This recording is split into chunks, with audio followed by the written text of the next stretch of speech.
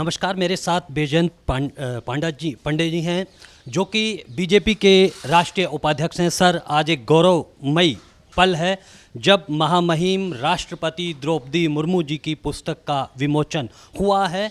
आप शुरू से जुड़े रहे हैं, क्या प्रेरणा उनकी इस पुस्तक से मिल रही है और उनके जीवन से? देखिए, महामहिम द्रौपदी मुर्मू जी के जो लाइफ स्टोरी है वो बहुत ही इंस्पिरेशनल है, बहुत प्रेरणाजनक है। और वो ना केवल एक आदिवासी जनजाति समाज के पहला राष्ट्रपति बने हैं, ना केवल महिला प्रेसिडेंट हैं, लेकिन वो जो पद में भी रहे हैं वो कोई टोकन पोस्ट कभी नहीं था। वो सिटी काउंसिल से जीतकर उड़ीसा में स्टेट असेंबली में बेस्ट लेजिस्लेटर अवार्ड मिला था उनको। और जो वो मंत्रालय चला रहे थे, कॉमर्स एंड ट्रांसपोर्ट, वो बहुत महत्वपूर्ण मंत्रालय, कोई छोटा मोटा नहीं था। और गवर्नर जब रहे, बहुत प्रिंसिपल्ड स्टैंड्स लिए थे कई विषय पर, खास करके आदिवासी राइट्स पर। और पूरे उनके जो इतिहास में बहुत सारे स्ट्रगल करके वो ऊपर आए हैं।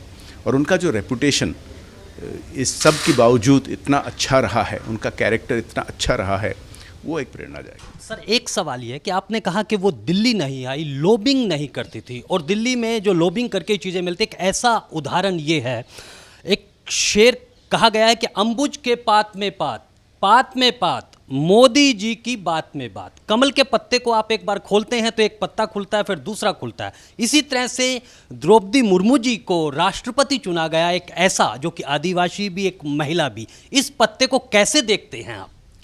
देखिए, मैं गर्व लेता हूँ कि भारतीय जनता पार्टी ऐसी पार्टी है कि हमने राष्ट्रपति कलाम जी को नॉमिनेट करके फिर प्रेसिडेंट बनवाया, प्रेसिडेंट कोविंद, और अभी द्रौपदी मुर्मू जी। और आपने बिल्कुल सही कहा, प्रधानमंत्री हमारे आदरणीय नरेंद्र मोदी जी का लाइफ स्टोरी भी उसी तरह है कि बहुत वो हम्बल बैकग्राउंड से स्ट्रगल करके बिल्कुल सबसे उच्च पद पर पहुँचे।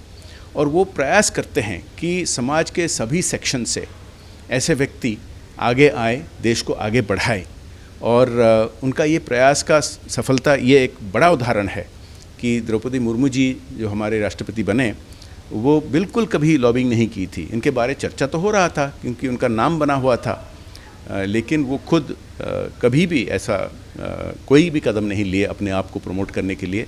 अपने मेहनत पर, अपने परिश्रम पर, अपने मेरिट पर उन्होंने इतने सालों से इतने आगे बढ़े हैं। और वही एक बहुत ही बड़ा एग्जाम्पल है। एक आखिरी सवाल है, 2024 में, क्योंकि जब महामहिम राष्ट्रपति द्रौपदी मुर्मू जी की बात हो रही है तो मुख्यमंत्री नवीन पटनायक जी की बात हो रही है कि ऐसे नेता हैं जो लंबे समय से मुख्यमंत्री हैं, और ऐसे नेता हैं ना इधर जाते हैं ना उधर, लगते इधर के हैं, होते उधर के हैं। क्या लगता है आपको उड़ीसा में और देश का फ्यूचर?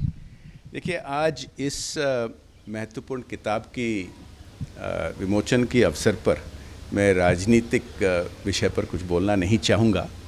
उड़ीसा में तो नवीन बाबू बहुत लंबे समय रह चुके हैं मुख्यमंत्री। वहाँ बहुत सारे राजनीतिक प्रश्न भी हैं और वहाँ कई इश्यूज़ हैं जिस पर हम भारतीय जनता पार्टी लेकर लोगों के पास जा रहे हैं।